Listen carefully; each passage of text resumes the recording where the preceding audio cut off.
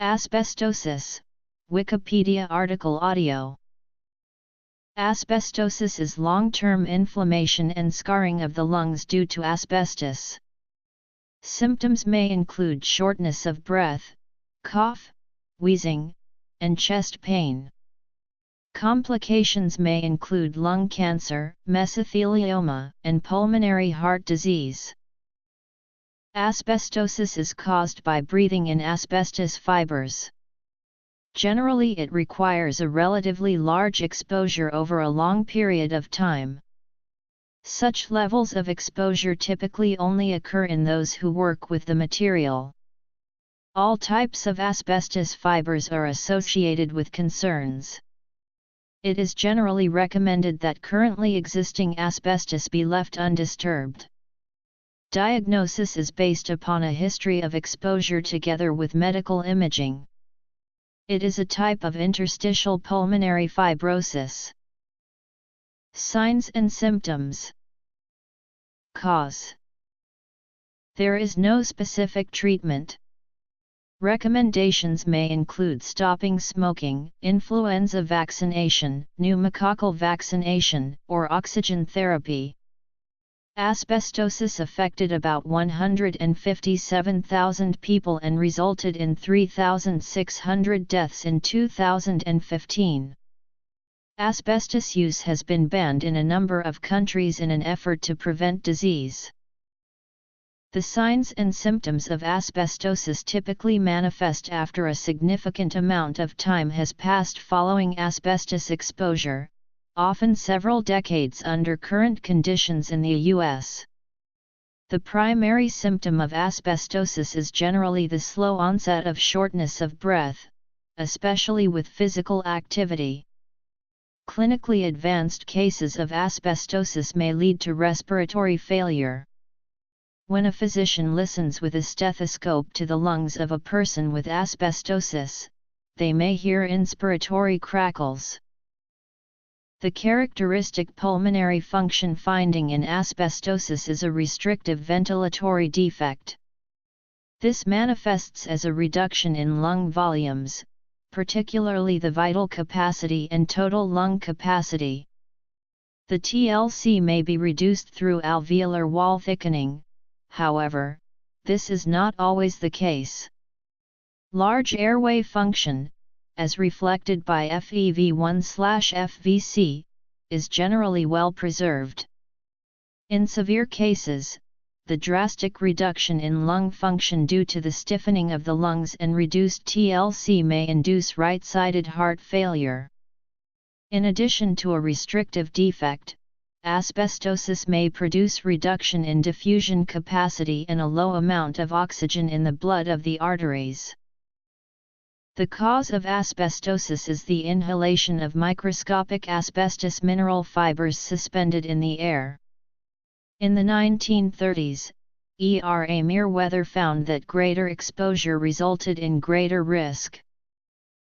Asbestosis is the scarring of lung tissue resulting from the inhalation of asbestos fibers. There are two types of fibers, amphibole and serpentine. All forms of asbestos fibers are responsible for human disease as they are able to penetrate deeply into the lungs. When such fibers reach the alveoli in the lung, where oxygen is transferred into the blood, the foreign bodies cause the activation of the lung's local immune system and provoke an inflammatory reaction dominated by lung macrophages that respond to chemotactic factors activated by the fibers. This inflammatory reaction can be described as chronic rather than acute, with a slow ongoing progression of the immune system attempting to eliminate the foreign fibers.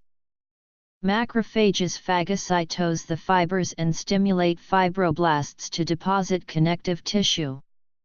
Due to the asbestos fibers' natural resistance to digestion, some macrophages are killed and others release inflammatory chemical signals, attracting further lung macrophages and fibroblastic cells that synthesize fibrous scar tissue, which eventually becomes diffuse and can progress in heavily exposed individuals. This tissue can be seen microscopically soon after exposure in animal models. Some asbestos fibers become layered by an iron-containing proteinaceous material in cases of heavy exposure where about 10% of the fibers become coated. Most inhaled asbestos fibers remain uncoated. About 20% of the inhaled fibers are transported by cytoskeletal components of the alveolar epithelium to the interstitial compartment of the lung where they interact with macrophages and mesenchymal cells.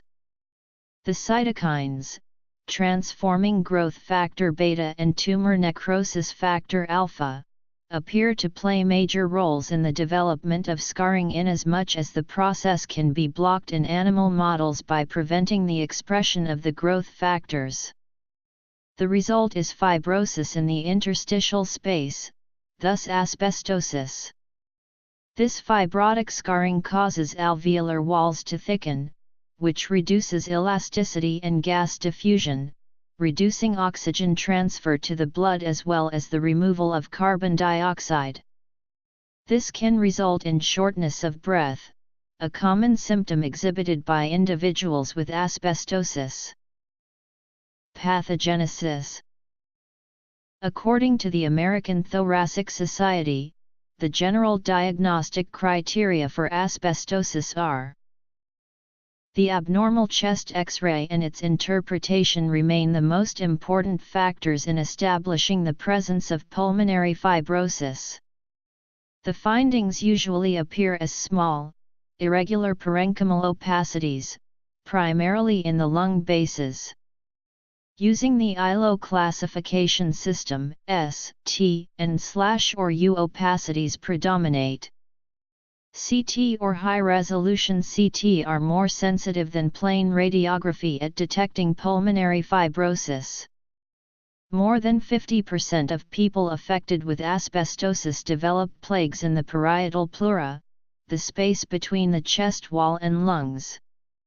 Once apparent, the radiographic findings in asbestosis may slowly progress or remain static, even in the absence of further asbestos exposure.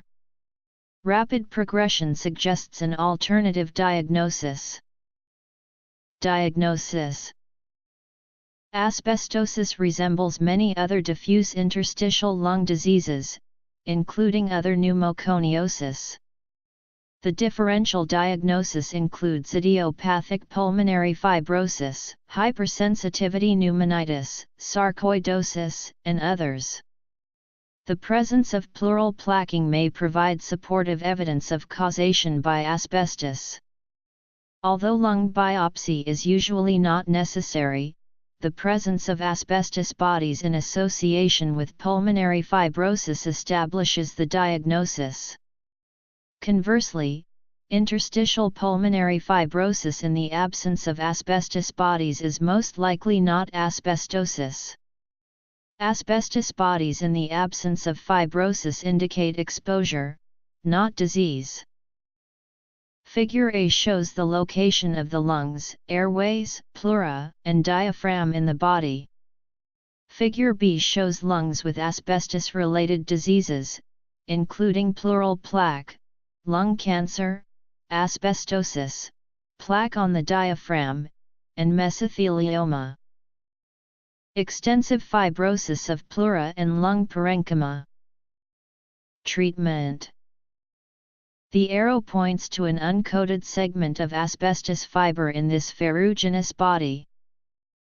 Society and culture. Severe pleural fibrosis with focal calcification. Legal issues. The black arrows point to ferruginous bodies that are located at the periphery of a focus of non-small cell lung carcinoma, NOS. There is no cure available for asbestosis. Oxygen therapy at home is often necessary to relieve the shortness of breath and correct underlying low blood oxygen levels. Supportive treatment of symptoms includes respiratory physiotherapy to remove secretions from the lungs by postural drainage, chest percussion, and vibration. Nebulized medications may be prescribed in order to loosen secretions or treat underlying chronic obstructive pulmonary disease. Immunization against pneumococcal pneumonia and annual influenza vaccination is administered due to increased sensitivity to the diseases. Those with asbestosis are at increased risk for certain cancers. If the person smokes, quitting the habit reduces further damage.